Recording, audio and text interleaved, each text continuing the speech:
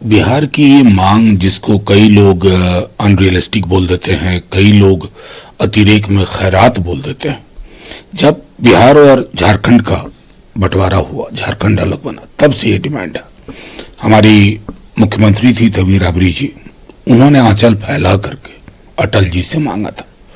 अब नीतीश जी उस समय केंद्र में मंत्री थे, क्या बात हुई ये आज तक पब्लिक नहीं हुआ। लेकिन बाद में जब नीतीश जी, तेजस्वी जी साथ है, तब भी ये मांग बलवती उठी। तो राजनीतिक दलों के अतिरिक्त बिहार में भी ये लग रहा है कि बिहार को श्रम आपूर्ति का केंद्र समझ करके जो केंद्र की नीतियां उस हिसाब से चलती है, हम उसमें बदलाव चाहते हैं। और वो बदलाव तब तक संभव नहीं है जब तक बिहार को विशेष राज्य का दर्जा न मिले। मुझे दुख है कि ऑल पार्टी मीटिंग में हमारे जदयू के सहयोगियों ने कुछ और कहा। बाद में एक राज्यसभा के उनके सांसद, मैं उनको सुन रहा था, वो विशेष राज्य या विशेष पैकेज बोल रहे हैं। ये या क्यों आ गया भाई? या नहीं, दोनों चाहिए। विशेष राज्य का दर्जा भी चाहिए और विशेष पैकेज भी चाहिए, ताकि अगर हिंदुस्तान अपनी प्रगति का सपना देखे, एक खाका खींचे, तो बिहार उसमें निचले पावदान पर ना रहे। लोकतंत्र में जनता की आवाज जो है वो विपक्ष होती है। विपक्ष में आप अभी बिहार में हैं, तो क्या आप लोग इस डिमांड को हाई पिच पर ले जाएंगे? हाई पिच पर ले जा चुके हैं और फिर ले जाएंगे, क्योंकि ये डिमांड सिर्फ राष्ट्रीय जनता दल और हमारे महागठबंधन के सहयोगियों की नहीं है। इस डिमांड के साथ में नीतीश जी भी थे एक दौर में। अब क्या मजबूरियां हैं कोalition में, चूंकि जब मैंने उनके एक राज्यसभा सांसद को या लगाते देखा तो मुझे बहुत कष्ट हुआ। ये या क्यों लगा रहे हैं भाई आप? विशेष राज्य का दर्जा या विशेष पैकेज, ये या कहां से आ गया? इस या को खत्म करिए। ये या बिहार को पच नहीं रहा है, सहज नहीं कर रहा है। भारतीय संसद, आप जैसे सांसद पाठशाला और स्कूल के तौर पर देखते हैं जो छात्रों का लगाव होता है। सेंट्रल हॉल को लेकर आज यूनिवर्सली विपक्ष की ओर से बात उठी, उसे खोल दिया जाए ताकि हम सब मिल सकें। देखिए, सेंट्रल हॉल की अवधारणा को समझना होगा। पक्ष विपक्ष, मंत्री, इवन पत्रकार सब बैठा करते थे। एक क्या होता है ना कि कॉन्वर्सेशन का प्लेटफॉर्म भी था। मैंने सेंट्रल हॉल जैसी चीज में डेडलॉक को टूटते हुए देखा है। मुझे स्मरण है 18-19 में कई सारी चीजें जब लगता था कि पक्ष और विपक्ष के बीच में संवाद नहीं हो पाएगा। सेंट्रल हॉल, चूंकि वहां लोग बैठ करके बिना स्ट्रिंग्स किसी अटैच्ड के बात कर पाते हैं। पता नहीं, मुझे कभी कभी समझ में नहीं आता हो कि ये जो दो टॉप नेता हैं, इनको लोगों से के मिलने जुलने से क्यों दिक्कत है? जब आपने नई पार्लियामेंट की अवधारणा की, उसमें सेंट्रल हॉल टाइप कोई जगह नहीं है। विश्वविद्यालयों की कैंटीन की तरह आपने 2-3 कैंटीन बनवा दी। वो सेंट्रल हॉल का पर्याय नहीं है, उसका सब्स्टिट्यूट नहीं है। सेंट्रल हॉल को सिर्फ आप चाय कॉफी की जगह ना समझिए। एक अलग अलग देशों में भी इस तरह के हॉल्स हैं और वो एक फाउंडेशन देते हैं निगोसिएशन का, कॉन्वर्सेशन का।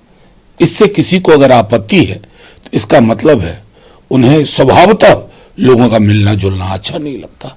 विपक्ष में सबसे बड़े दल के तौर पर कांग्रेस के बाद अखिलेश यादव यूपी में बड़ी जीत, और पश्चिम बंगाल में जहां टीएमसी की बड़ी जीत है, वहां जाकर कहते हैं कि सरकार चलने वाली नहीं है, केंद्र की सरकार तो बस गिरने वाली है। तो इसको कैसे समझें? देखिए, सरकार चलती है ना, तो एक सोच होती है।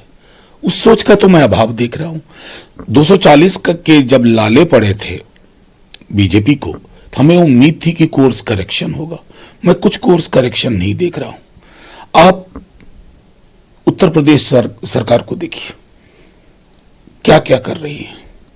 मतलब इस तरह की माइंडलेस एक्सरसाइज अब कहां ले जा रहे हैं? पार्टीशन के वक्त में हम सुनते थे हिंदू पानी, मुसलमान पानी। मैं बार बार कहता हूं कि इस देश में ये नहीं कर पाओगे। गेहूं की बालियां अपना मजहब नहीं बताएंगी। उस्मान और उमेश में से किसने बाग में आम लगाया और किसने पानी सींचा, ये मुश्किल होगा। लेकिन आप ये कर बैठे। सिर्फ विपक्ष नहीं विरोध कर रहा है। जयंत जी ने विरोध किया, चिराग जी ने विरोध किया, मैं और अनुप्रिया जी एक अलग मामले में लगातार खत लिख रही हैं। तो ये जो जिसको जेडीयू ने भी विरोध किया, हमारे बिहार के पूर्व सहयोगी। तो मैं तो सिर्फ ये कहूंगा कि आपको ये देखना होगा कि सरकार जब चलती है ना, सरोकारों से चलती है, कौन निर्णय ले रहा है, ये विरुद्धों का सामंजस्य बनाने की कोशिश हो रही है, मैरिज ऑफ कॉन्ट्राडिक्शन, और ऐसे कॉन्ट्राडिक्शन चलते नहीं है। बिहार की मौजूदा सरकार को पीछे जंगल राज की एक परिकल्पना गढ़ी गई है, उससे तुलना की जाती है, जिस पर जीतन राम मांझी ने कहा कि इंडिया ब्लॉक जो गया में विरोध प्रदर्शन कर रहा था, इन्हें कोई हक नहीं है करने का लॉ एंड ऑर्डर सिचुएशन। मैं क्या कहूं, जीतन राम मांझी जी की मजबूरियां होंगी, अभी केंद्र में मंत्री हैं। कल ही नीतीश जी के खिलाफ मोर्चा खोले हुए थे कि नीतीश जी को मेरी तरक्की सुहाती नहीं है। किसने कहा? जीतन राम मांझी जी ने। नीतीश जी मेरी पार्टी को बर्बाद करना चाहते थे। किसने कहा? जीतन राम मांझी जी ने। तो जीतन राम मांझी जी तो कांग्रेस के पुराने नेता थे, कांग्रेस में थे, बाद में फिर नीतीश जी के साथ गए और उससे पूर्व हमारे साथ भी थे, सीएम बने। लेकिन जीतन राम मांझी जी को भी मैं कहूंगा कि उस दौर का पूरा आंकड़ा लाइए, पूरा आंकड़ा, और इस दौर का साथ बैठते हैं सार्वजनिक मंच पर।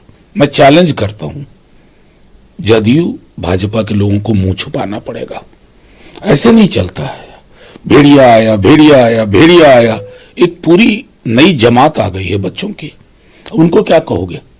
तुम्हारे घर में कत्ल हो गया, कोई बात नहीं, 50 साल पहले ऐसा हुआ करता था। ये असंवेदनशीलता की पराकाष्ठा है। एक सर आखिरी सवाल है, कल से बजट सत्र है, आज सर्वदलीय गोगोई ने नीट समेत कई सारे मुद्दे उठाए, कल से बजट सत्र की शुरुआत को आप बतौर सांसद कैसे देखते हैं? देखिए, मैं चाहता हूं कि बजट सत्र है सुचारू ढंग से चले, लेकिन संसदीय लोकतंत्र में सुचारू रूप से चलाने के लिए सबसे बड़ी भूमिका सत्ता पक्ष की होती है पूरी दुनिया में, इसका कोई तोड़ नहीं है। आप जो मौजूदा सवाल है, ज्वलंत मुद्दे हैं, नेट का सवाल है, महंगाई का सवाल है, बेरोजगारी का सवाल है, आय की असमानता का सवाल है, चाइनीज बॉर्डर पे क्या क्या हो रहा है वो सवाल है, उत्तर प्रदेश में जो हो रहा है वो सवाल है।